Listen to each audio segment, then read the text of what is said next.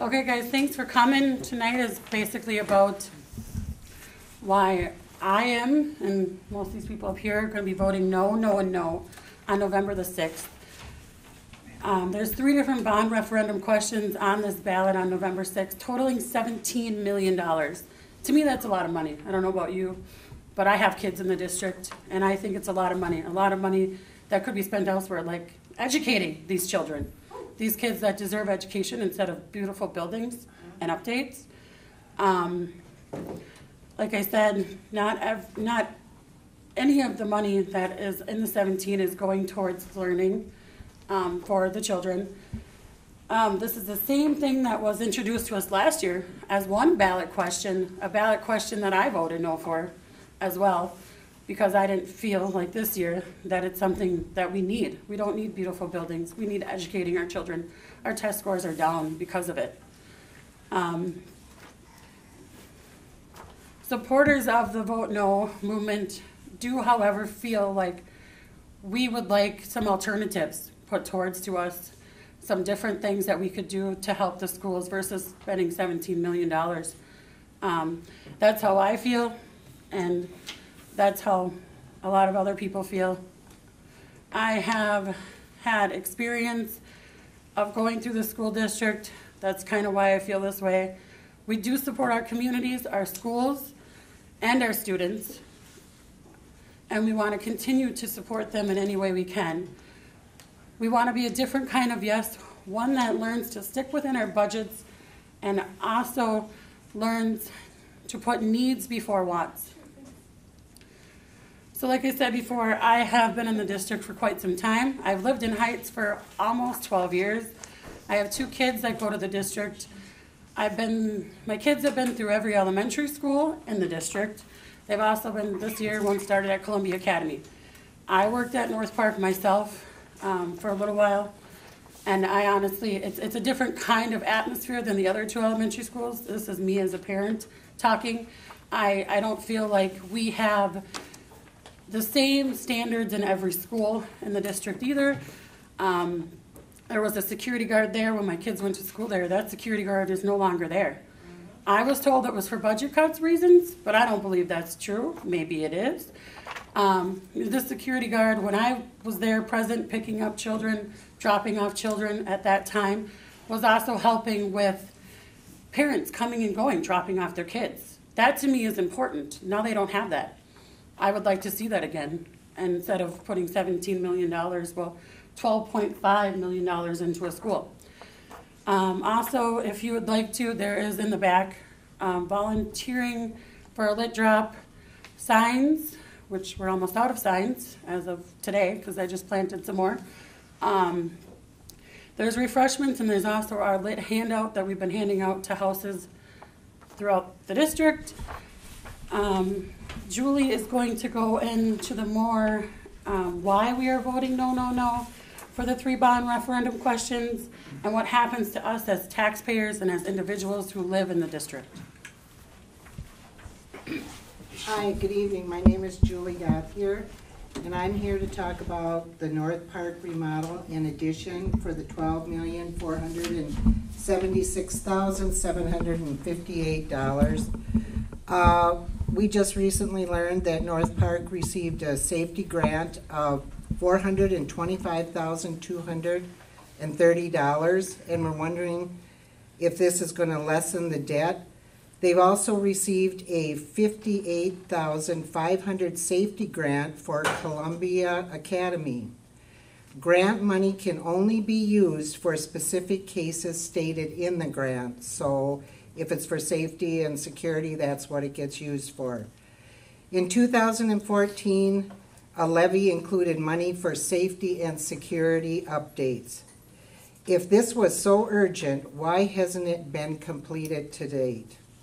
The school district made the decision to no longer employ a security guard at North Point due to operational budget cuts. In 2018, Encore summer programs were held at North Point Elementary Schools rather than one of the other elementary schools. The school has not been declared unsafe, and that's what the rumors are out there. The Fridley Fire Department inspects the schools every year. Another referendum on the ballot is the Columbia Heights High School Performing Arts remodel for $1,751,538. These updates go well beyond what is necessary. Hollywood-style equipment, lighting, and a retractable stage and cosmetic improvements don't make a great performance. I'm sure some of our local theaters would love to have some of these same items. Next, we have the Columbia Heights High School band room remodel for $2,785,000. Bad planning created this problem. There was a second larger band room, but it was turned into a dance studio. What about exploring other option spaces that are available within the school? Why hasn't maintenance and building funds been used? What about doing a facility studies, use of space in the schools, and exploring other avenues besides raising our taxes? After cuts were made for the 2018-2019 school year, there is only a half-time band teacher at the high school. There is not enough staff to adequately have a bigger band room. What if this passes? We're going to have higher property taxes and higher rents, additional debt. You will have to pay back $17 million plus interest over 15 years until the year 2034. We are already paying for a $10 million levy that was passed in 2014, which in effect will last until 2025. And next we'll hear from Bill Gothiard. It looks like we're going to be repeating a lot of things. It's the same decisions going through the process. But thank you very much for attending. This is a very important meeting. The meeting is to support our decision up here not to support the current 17 million plus interest Columbia Heights referendum. Columbia Heights is already, as mentioned before, paying for a 10 million referendum, and that started in 2014, goes to 2024.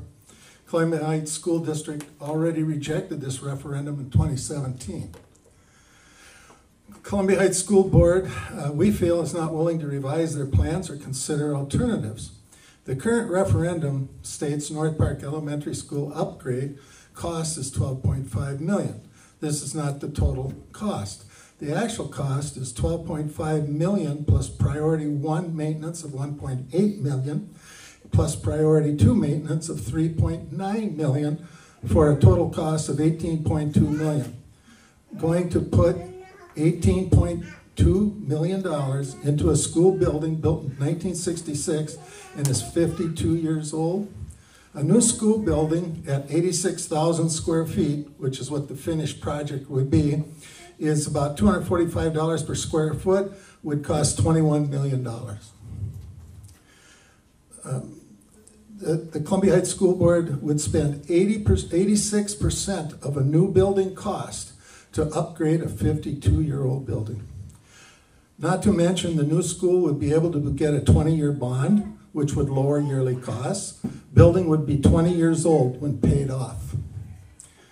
A school facility cost index study needs to be done to determine our best options. Okay? Columbia Heights High School Performing Arts Space Improvement Referendum, I feel, is a want, not a need, and should be budgeted for. The Columbia Heights New Band Room Addition Referendum is a want, in my opinion, not a need, and should be budgeted for. The referendum interest costs are estimated at 3.4487%. Really, you cannot know until if the referendum is approved. Interest cost is based on Columbia Heights school bonding rate. Currently, there are 2,336 students living in and attending Columbia Heights School District. There are 5 schools. A student building capacity check needs to be done for each school to determine the number of students each school can accommodate. Out-of-district students attending Columbia Heights School District do not pay for a referendum seeking tax increases to support district operating expenses, or to build new schools, or to renovate existing facilities. Only district residents pay those costs in their property taxes. Can Columbia Heights School District close school sites to open enrollment? Yes, they can. School boards may set capacities for how many students at a particular grade level may be served by a site. Refer to Minnesota Statute 124D.03, Subdivision 6. No one has explained what the benefit is to Columbia Heights School District to have 864 out-of-district students attend Columbia Heights School District. 864 extra students require approximately 41 extra teachers, and the cost to operate about 2 extra school buildings. At best, it is a break-even cost situation. Only Columbia Heights School District property taxes pay for referendum costs, and that's in the millions every 4 to 5 years. I think the Columbia Heights School Board is confused as to who they represent. They need to realize that they represent the Columbia Heights School District taxpayers. Thank you. I'm going to introduce you to Tim Woods, and he has some things to say. Thank you, everybody, for coming tonight. I want to thank the school board for having a couple of representatives here. It's nice to have you guys here tonight. I want to give everybody a little background. I've been in the construction industry for 41 years, all commercial, industrial, institutional construction. I've got about 15 years as a supervisor working for general contractors. I went back and checked my records today. I've actually supervised the construction of 8 projects around the metro area for school renovation and new construction with a value of about $45 million between all those projects. I have worked for Cross Anderson, and my understanding is Cross Anderson is a contractor that the school district has been working with. I've worked for Cross Anderson before. They're a very high-end, very good contractor. And the architect, I forgot the name of the architect offhand, but I have worked with that architect before on construction projects. They do a very fine job. I have full confidence in the aspect of the direction the school's going with the leadership team that they're using. That being said, I just want to talk a little bit about one item that came to my mind when I came to the vote yes get together, similar to what we have here as a vote no. I talked to the school board, the teachers union president after the meeting got started, and asked him about is this project, the construction, going to be a PLA project? In other words, is it going to be prevailing wage union project? And he said he didn't know, and I did inquire with a couple of the members of the school board who said there's no real guarantee. As a 41-year union carpenter, I have an issue with the school district asking me to give up my union wages and benefits into a project that's not going to allow me to go work on the project. It's an issue for me. In Columbia Heights and in Fridley, in the school district of Columbia Heights, there's a lot of union carpenters, plumbers, electricians, fitters, laborers, operating engineers who all have to take a hard look at this idea of supporting a bond and supporting a school project that has no guarantee that they can work on the projects. That's just one of the big issues I had. I had a really good experience. I went to North Park open house, got a chance to listen to the conversations, presentation from the school district, had a nice conversation with the principal of the high school, and a few minutes with the chairman of the school board. I did go on a tour.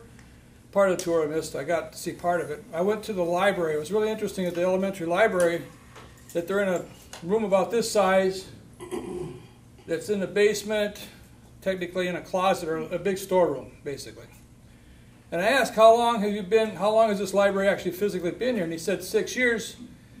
The intent was to move out of it sooner than that, but something has happened over the last years. So the students have been in this room for 6 years with this. There's no carpet. The walls aren't painted. There's no fresh air into the space. I know for $15,000 that a air conditioning, refreshing, what do you want to call it, fresh air unit could be installed to meet the needs of that space and have outdoor air, fresh air intake. Painting is not a big thing. I'm just surprised being in the construction business that this room wasn't painted like this room is here. There wasn't, the ceilings weren't painted, there was no carpet laid, and fresh air wasn't brought in. Even if you thought you were going to be there for 3 or 4 years, 2 years, I would think that the school district would invest $30,000 to throw some carpet and paint the walls and get some fresh air into this space for the school. And these are the types of things, as I went on the tour, I started questioning myself, what is the priorities? I did find out that some of the planned projects from 2014 had been delayed because the intent was in 2017 to have the bond issue pass, roll it all into one package, which does save the school district money. That being said, there was an assumption by the school district that the people in the city and the district are going to go along with the project. That didn't happen. Oh, I'm not, and again, I get accused of like eating children for breakfast and not liking public education. That's not a true statement. The Constitution of Minnesota clearly states it's the responsibility of the state to fund and manage public education in the state. I'm all for it. I got some great ideas, and I'm going to share with you guys tonight because it's already become public. I'm all for if the school needs to be fixed, instead of putting $18 million into it, I want to go to Medtronic and say, hey guys, we need $20 million. They give $100 million away a year to charities and for nonprofits. We'll call it Medtronic Elementary. Go to state legislature when I get elected in November. I'll go down there in January and get another $15 million or whatever we need. We'll build a new school. It'll be paid for in cash, and it won't be a burden on the taxpayers. Because the city itself is already talking about building a $15 or $20 million city hall. Along with the 18 million here that we're asking for, this is piling up on the city and community. This is not Edina. The average income is not $200,000 a year in this city. There's limits on what we can afford to do. Well, there's options. There's other ideas besides going to the taxpayer every time you turn around and wanting to bond for something. It's another reason tonight I'm coming out of the closet.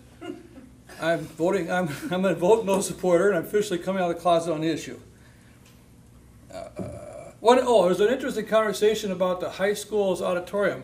I actually did what the Columbia Heights is proposing in a junior high in Minneapolis, I think 3 years ago, supervised the project. We shelved the space down to the walls and rebuilt the whole thing. New carpets, new stage, and handicap, new lighting, new ceilings, new power to the space. It was I think at that time it was $1.4 million or something like that for the project. We put in cloth seats. It was a fun project for me in the summertime. I know what they want to do at the high school, and I don't have a problem with that. My issue is more how we're going about doing it. The one comment that was made is that the carpet has tape. The carpet on the auditorium floor has duct tape and holding it together. That shouldn't be. From my perspective, if my carpet in my home is starting to wear out, it doesn't matter if I'm going to remodel the living room. The carpet needs to be replaced and fixed, and those are maintenance issues. And I asked the principal, why is the school district asking me as a taxpayer to finance 15 years of interest and payments on replacing carpet? Let's get a check. Let's find somebody in town, one of these businesses in town, write out a check for $20,000 to put the carpet in and take that scope of work out of the construction project in a 15-year bond. There's no reason for it to be in that. So these are ideas of thinking outside the box to shrink the cost of these projects and make sure the maintenance is maintained on the school project. I think that's all my notes. Let me turn my page here real quick. Oh, library. The city could not figure out how to remodel their library because it was too old. They built a new library. We couldn't figure out how to fix the fire station and the police department. We built a new facility. We got apparently, when I'm being told, I don't know all the facts, but we got an old building that needs to be updated. We're going to sink $20 million into it and hope it looks better for the next 60 years. I'm happy to talk to anybody about the concept of doing a new building on the same site with cash. That's all I got.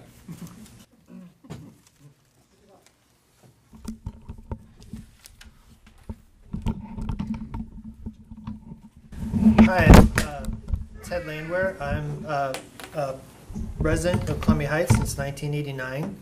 A long-time resident, but it's hard to believe I've been here that long. I've had both my children go through Columbia Heights schools, and very much invested in this community, very much invested in the schools. I also spent 12 and a half years as a board member on the Columbia Heights School Board. So I really have spent a lot of blood, sweat, and tears in Columbia Heights schools, and been very much invested in the schools in this community. I want these schools, I want these kids, I want this community to succeed, because that's been my life. And so I'm here tonight because of my experience on the school board, with my experience with the many remodeling projects that I have seen through my tenure on the school board. I haven't opposed remodeling projects. If you can go back and look at my voting record, I've supported remodeling projects. I supported remodeling the district back in 1996. We did extensive remodeling. We added wiring. We're going to make it computer friendly and technologically advanced. And I was all for that. And I am still all for that. And I think our students still deserve the very best when it comes to education. But I think when it comes to buildings, I think this project, and I was on the school board when this project was initially introduced. And I've seen where politics creeps in to these projects, not always clear thinking.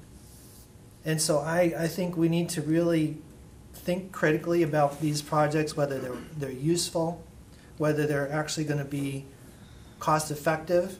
And for many of the reasons that were already mentioned, I'm not sure this is, and I think it needs to be revisited, and I think it needs to be thought out. What happens is a lot of times people get sold on a dream. And we're not a community. I mean, we are not Edina. We're not a wealthy community like that. I mean, there are many things that our residents want that they don't have because they can't afford them. And so they get by with what they have. That's our community. We are a blue-collar, primarily working community. And I love our community for that. And I want the best for our kids, but when it comes down to spending, money should be on education, should be on learning. Yes, we need adequate facilities, I believe. We shouldn't be having ventilation issues in our schools. We shouldn't have safety issues. But we have money already allotted for that from our taxes. I supported the enhancements at North Park with the learning studios, the innovations that have been going on there. Those kinds of things affect learning, and those are great. Those are wonderful. We should be supporting those. But we have to look at enhancements in that light, not what would be wonderful, what would be a dream. And so I think we need to go back and take a look at this spending. And the thing on the school board, and I'll be totally honest with you, there isn't a lot of critical thinking always that goes on in the school board. And it really has bothered me. It's bothered me when I was on the school board. It bothers me today. Politics creeps in. People are afraid to say what they think. And that's not good. That's not what our system should work. And so I'm not saying that happened with this, but I've seen it on the school board. And so I would just encourage everybody to take a hard look at what's actually being proposed. Whether I've taken the tour of North Park too. I've seen, yes, are there facilities, are there updates that need to be made? Absolutely. There's updates that need to be made throughout the school district. I will not argue that at all. But do we need to have all these updates all at once to this extent? I don't think so. I think we need to really keep an eye in mind what this community is all about. The $5 a month, sure, it doesn't sound like a lot, but you add $5 from the city, $5 from the school district, $5 from the county, plus property tax increases every year. It adds up, folks. And we don't have people in our community that can afford that. So when we propose spending, we need to take a hard look at it. So that's why I'm here.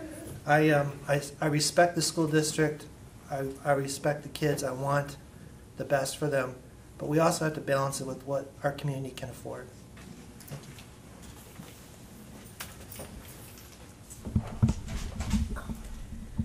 I'm Janet Kendall, and I'm the end of the line for a reason. So, there's a resource list on the back table that tells you how to go to different websites like the Minnesota Department of Education to look up school demographic and other information. There's also, you can Google. It's a great tool. So you put in MDE, Minnesota Department of Education, Minnesota. You can look up Columbia Heights School District and go under the district tab. And very important, sign up for the school board minutes. There's a form on there you have to fill out every July. I forgot, and so missed the first couple of ones, but you'll actually get emails of the school board agenda and the minutes, and you can watch a school board forum that happened last night, and the school board minutes and other information to truly be informed. So feel free to help yourself to one of the handouts. And is everybody okay, since we're quite a few people that were coming couldn't make it, I'm assuming because of traffic delays and rainy weather? If you want to ask questions directly or hand in your cards, we can do. Oh, we skipped you. We skipped Adam. I'm sorry. See, threw me. You weren't sitting here. I'm sorry. Anyway, so we can go to question and answers after Adam. Okay, so, and a choice, either hand in index cards or ask by microphone. That's fine. Okay. Jessica. Good evening. My name is Adam Davis. I'm a lifelong resident of Columbia Heights. I'm also a music teacher. I have voted in favor of school referendums in the past. Most recently, I supported the 2014 levy renewal and the $10 million levy for maintenance and technology. Then in 2017, the Columbia Heights School District asked for another $16 million as a bond. Unlike previous asks, I had questions about this referendum, so I inquired about them. It was suggested that I attend the informational forum, so I did. I also spoke with the principal of North Park Elementary and the band teacher at Columbia Heights High School. Unfortunately, as I asked more questions, each answer created even more questions for me. The more I learned about what was being asked for, it just seemed to be clear to me that they weren't interested in looking at other options, but that the district wanted what they wanted. So eventually, they grew tired of my questions, and the answers became more of, it's on my pay grade, or you need to do a Freedom of Information request. With only 3 weeks left prior to the 2017 special election, Tim, Mona, and I decided to not support this referendum. It was decided that we would just print a small number of flyers and signs and see if there were others that felt the way that we did. Well, we were astounded to find out that there were large numbers of residents who felt the same way we did. These were largely people that we haven't met before and not in our political circle. We had people waving us down, saying, "Where did you get that sign? We want one of them." Many commented on the "Are you kidding" slogan, saying, "That is exactly how we feel." We knew at that point that we had hit a nerve. Within 1 week, we had a waiting list and were reordering more lawn signs. The response was overwhelming. Those in support of the referendum had no idea of how out of touch their arguments were. Residents were telling us, "Save your literature." The yes people came by and gave me all the information that we need to vote no. These are not people who are against schools. They're not just a few anti-tax Republicans. In fact, there are many, many Democrats who voted no on this. They are hard-working residents who live check to check and on a fixed income and can't afford to pay even a little bit more. They are people who want the district to live within their means, to be able to identify the difference between needs and wants, and to prioritize high academic achievement over shiny buildings. These residents want to be heard. We want transparency, openness, and honesty in our communication and budgeting. Unfortunately, despite the failure of the 2017 special election, the school district made no changes to what they were asking for and placed it again on the 2018 ballot. Other than split it into 3 questions and increase the price tag to $17 million due to inflation, it is identical. The district made no attempt to address the concerns of those who voted against the referendum last time. Instead, Vote Yes supporters insisted that the Vote No opponents were providing misinformation and that you, the voter, were being bamboozled. The fact of the matter is that we have made every attempt to make sure that all the information we pass on is accurate.